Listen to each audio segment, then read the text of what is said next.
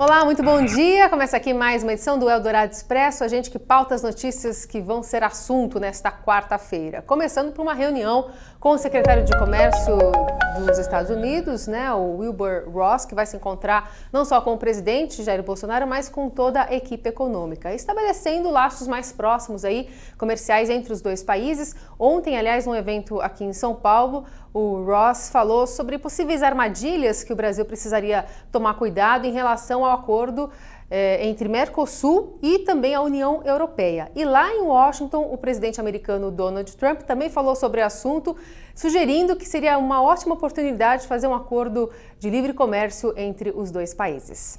Enquanto isso, aqui no Brasil, a deputada estadual Janaína Pascoal, que já foi a responsável, uma das autoras do pedido de impeachment da ex-presidente Dilma Rousseff, protocolou no Senado um pedido de impeachment do presidente do Supremo Tribunal Federal, ministro Dias Toffoli. E o motivo é justamente a decisão dele de suspender investigações que utilizaram relatórios do COAF, que sem prévia autorização do Judiciário. Aliás, hoje o próprio presidente do COAF, o Roberto Leonel, fala ao Estadão sobre o assunto e também dá a entender de que o combate à corrupção fica prejudicado por conta dessa decisão.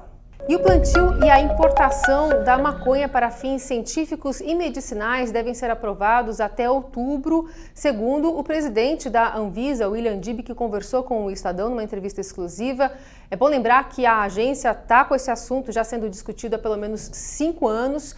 Ele que falou sobre a importância de atender pelo menos 13 milhões de brasileiros que fariam uso medicinal e só com o uso da receita para ter acesso a cannabis. No entanto, não respondeu a algumas críticas. O próprio ministro da Cidadania, Osmar Terra, já disse que essa regulamentação saísse, era preciso fechar a Anvisa.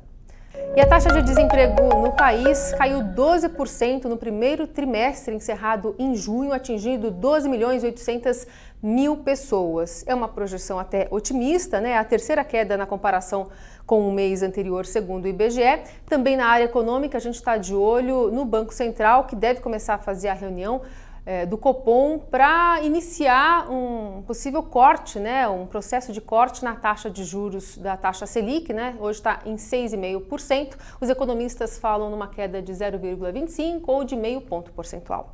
E a seleção brasileira de futebol conheceu a sua nova técnica apresentada ontem pela CBF, a Pia Sundhage.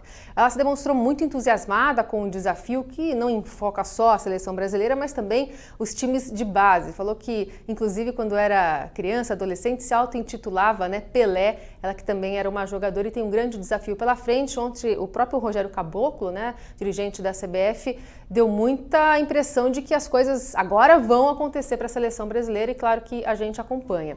Enquanto isso, nos Jogos Pan-Americanos, o Brasil ocupa agora a terceira colocação no quadro de medalhas com 11 ouros. Estadão está lá acompanhando em loco e trazendo todas as informações nas redes sociais e em todas as plataformas digitais. A gente volta amanhã, sempre nesse mesmo horário. Boa quarta-feira.